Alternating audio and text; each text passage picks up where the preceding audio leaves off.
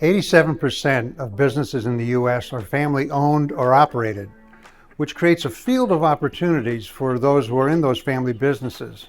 But it's also a field that may have a few landmines in it. So we want to spend some time discussing both the opportunities and the landmines we should address with a family business. Well, let's start with the good news. Family businesses are a great opportunity for family members to join their family, to become a part of growing a family business, and to find great opportunity within that family business to express themselves. Commitment is part of a family business. Commitment to one another, to working together, and to building something that we can pass on to multiple generations. One of the beautiful opportunities in a family business is we get to work with the people we love.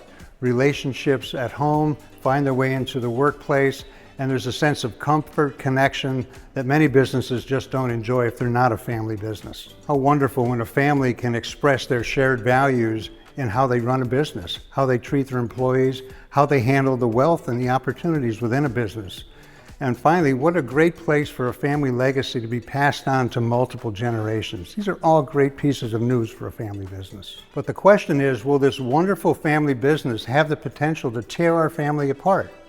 As we said earlier, there are some landmines in a family business that we really need to think about and address. First and foremost is a founder syndrome.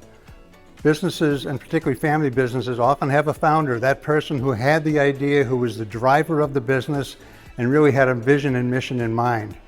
Passing that on to the next generation comes with challenges, including when do I let go and how do I let it go to that next generation that might do it differently.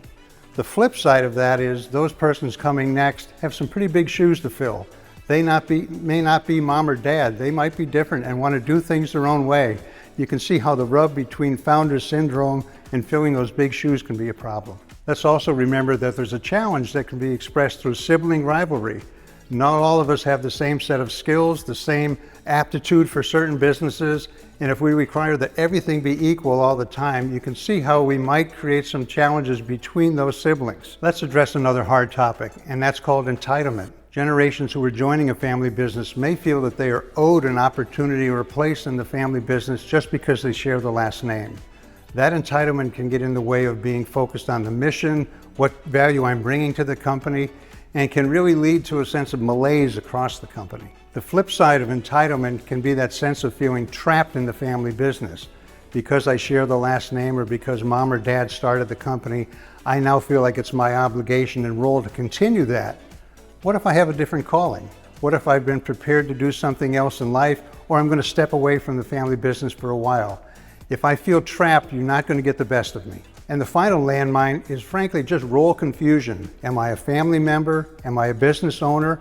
Am I an employee? Am I a boss? And which hat am I wearing at different times? You can see in a family business how those things can blend together and just result in a lot of confusion if we're not really clear in terms of what hat am I wearing at any given time. So how do we step around those important landmines?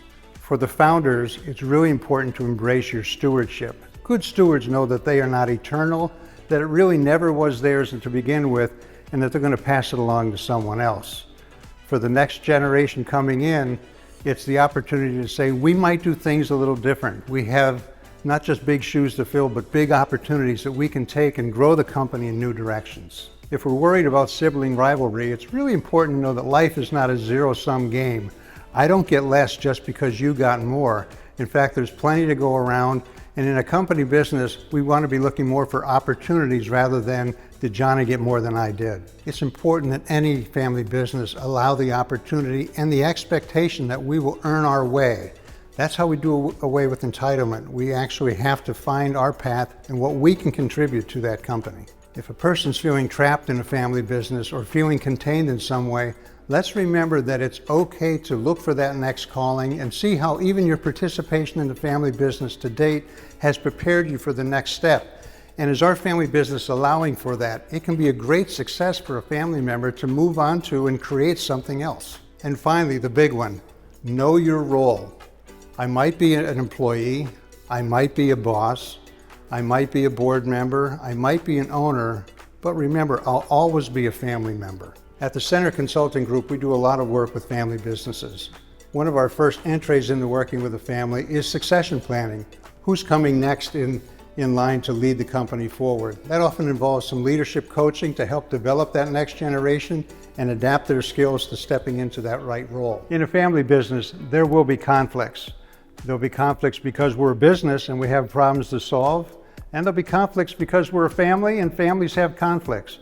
How we bring those conflicts together, work through them, and create solutions that allow family to be family and business to push forward is really important. Lastly, it's important to look at the big picture. Where is this business going? It's a wonderful opportunity for family members to come together and do some very focused strategic planning on where are we now and where are we going, what are the challenges and what are the opportunities, and how are each of us as family members participating in that future plan.